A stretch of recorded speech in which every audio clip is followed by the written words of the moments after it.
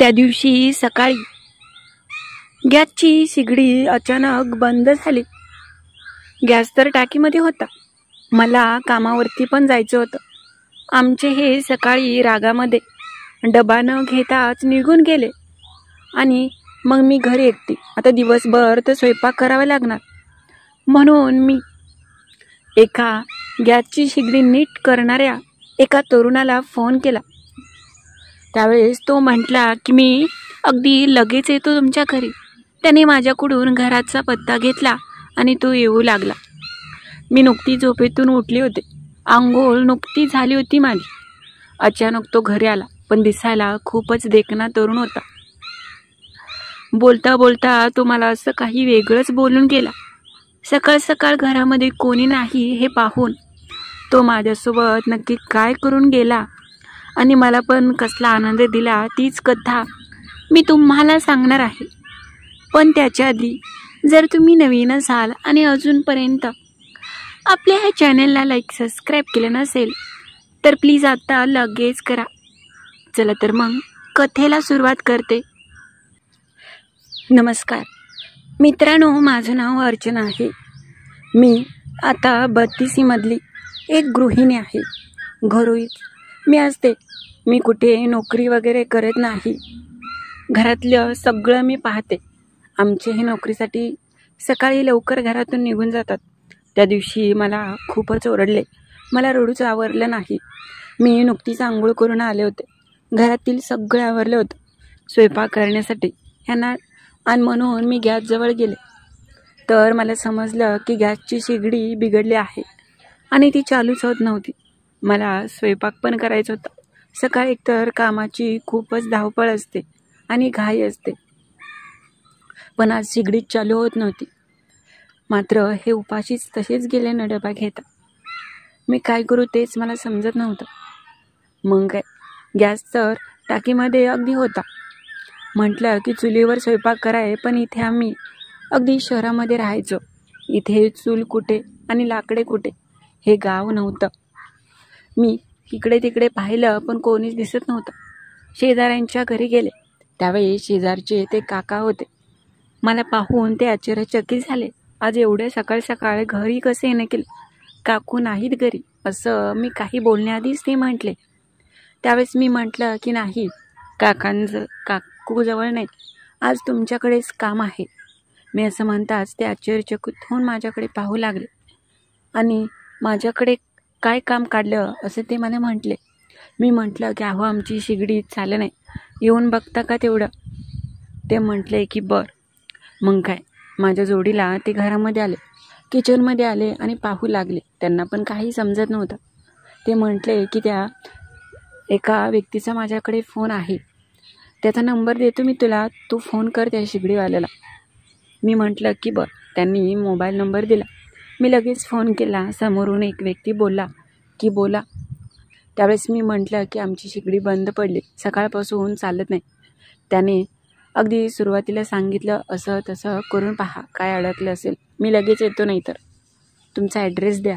मी त्याला माझ्या घराचा ॲड्रेस दिला आणि त्याची वाट पाहू लागले. तोपर्यंत घरातील सगळं आवरलं. शिगडी वगैरे पुसून घेतलं. भांडी थोडीफार अगदी खरकटी होती, ते पण धुवून घेतले. नुकतीच मी आंघोळ केले होते त्यामुळे केस पण ओली चिंब होते, म्हणून मी केस अगदी सुट्टी केली आणि रिकामी सोडली. फॅन पुढे मी थोडा वेळ थांबले. गाऊन पण अगदी व्यवस्थित होता. तोपर्यंत दाराची बेल वाजली आणि मी विचार केला की तो सकाळी ज्याला मी बोलले तोच असेल, म्हणून मी दरवाजा उघडला तर समोर तोच होता. अगदीच दिसायला देखणा आणि रंगाने पण सावळा जरी असला तरी अंगाकाठीने धंदाकड होता. हातामध्ये त्याच्या एक पिशवी होती. त्याने माझं नाव विचारलं आणि मी म्हटलं की या इथेच. तो आतमध्ये आला तसा मी दरवाजा लावला. म्हटलं की तो का त्या किचनमध्ये आहे शिगडी. त्याला मी घरात बोलवलं आणि तोपर्यंत मी बाजूच्या रूममध्ये गेले. त्याने पैसे मागेल म्हणून मी आधीच पैसे हातात घेऊन आले होते. तो पाहू लागला त्याने आणि त्याचं काम करू लागला. मी मात्र बाजूला उभी राहिले होते. मी म्हटलं की अहो सकाळी तर घाई असते स्वयंपाक बनवायचं, पण आज जेवणसुद्धा नाही केलं. आता 11 वाजत आले होते. दुपार होत आले होते. नाश्तासुद्धा झाला नव्हता. तो बाजूला उभा राहून बोलत होता. अहो, मग आधीच सकाळ सकाळ फोन केला असता तर आलो असतो. माझ्याकडे नंबरच नव्हता ना. शेजारच्या काकांकडून तुमचा नंबर घेतला. तो बसून त्याचं काम करत होता आणि मी बाजूच्याच कोपऱ्यावर उभा राहिले होते. पण तिथे बसल्यानंतर त्याची नजर वेगळीकडे होते. मी त्याला पाहून लाजले होते. ओढणी पण मी घरामध्ये घेतली नव्हती. म्हटलं गाऊन घरामध्ये घातला तर काय होतं. त्याचा तो कामात मग्न होता, पण अधूनमधून माझ्याकडे पाहायचा. त्याची नजर अगदीच बोलकी होती आणि तो न काही बोलता त्याची ती वेगळी नजर मी बरोबर हेरली. पण घरी आलेल्या व्यक्तीला मी काही बोलू शकत नव्हते. त्यावेळेस तो म्हटला की होईल नीट, तुम्ही नका काळजी करू. मला वाटलं थोडा वेळ लागेल, पण त्याने ती शेगडी चांगली खोलली आणि याच्यामध्ये घाण अडकली आहे, ही स्वच्छ करावी लागेल.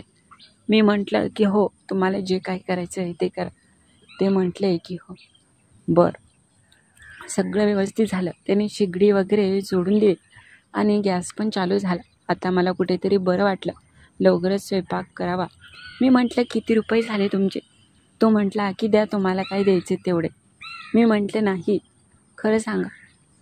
त्यावेळेस तो म्हटला की अहो तसं काही नाही, मी जास्त काही घेत नाही कोणाकडून. त्यावेळेस त्याने फक्त 100 रुपये सांगितले. मी लगेच ते पैसे दिले. त्याच्याकडे सुट्टे नव्हते आणि माझ्याकडे पण सुट्टे पैसे नव्हते. मी म्हटलं की असं करा, ही 500ची नोट घ्या आणि वाटलंच तर नंतर आणून द्या.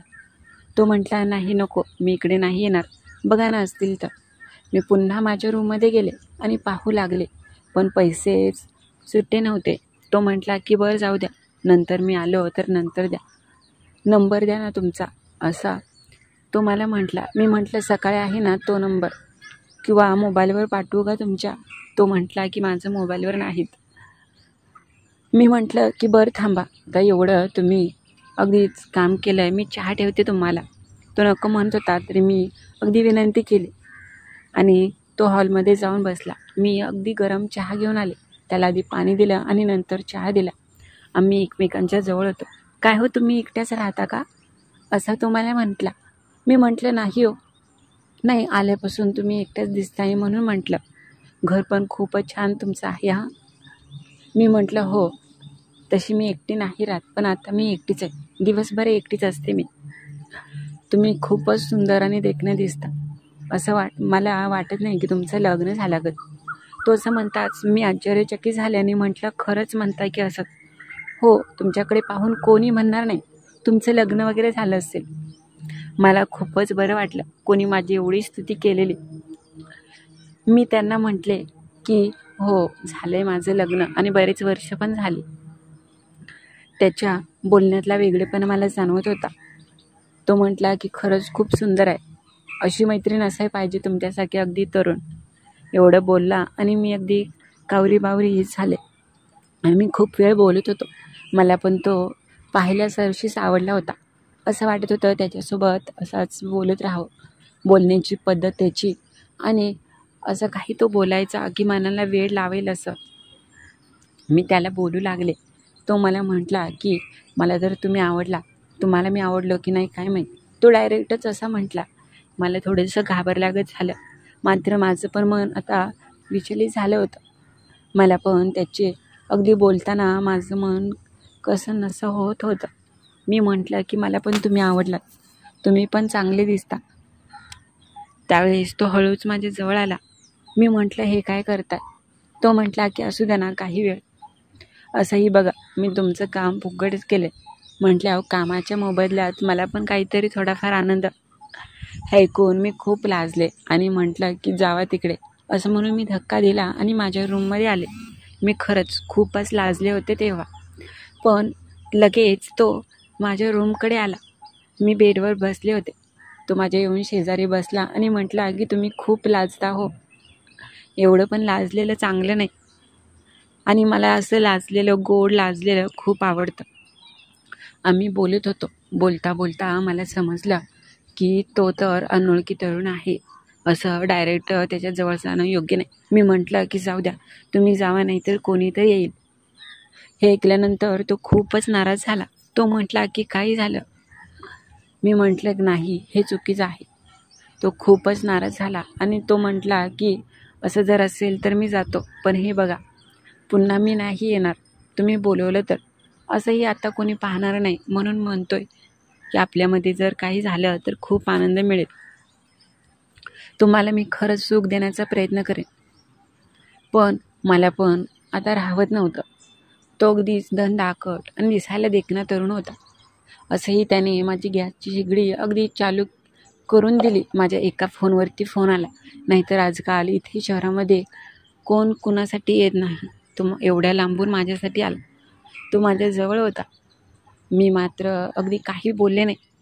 त्याने अलगद मला जवळ घेतलं आणि ओठांवर टेकवले. माझ्यासाठी हा अनुभव अगदी नवीनच होता आणि एका अनोळखी व्यक्तीला मी माझं सर्वस्व देऊ लागले होते. त्याने मला जवळ घेतलं आणि मला प्रेम करू लागला. त्याच्या मिठीमध्ये एक वेगळाच उभारा होता. सकाळ सकाळ माझ्यासोबत हे होत असताना मी मात्र अलगद माझे डोळे मिटले आणि होणाऱ्या क्षणाचा आनंद घेतला. त्याच्या आणि माझ्या भावना आता एकरूप झाल्या होत्या. आम्हाला कोणच आता थांबवू शकत नव्हतं. शेजारी तर घरी येणारच नाहीत आणि दिवसभर मी एकटीच असते. एकटेपणाला मी पण कंटाळे होते. कोणाचा थोडासा सहवास लागला तर किती बरं वाटतं हे मलाच माहिती. मी खूप आनंदी झाले. त्याच्या चेहऱ्यावर पण खूप आनंदी होता. बाई ग, त्या तरुणाने चांगलंच मला सुख दिलं.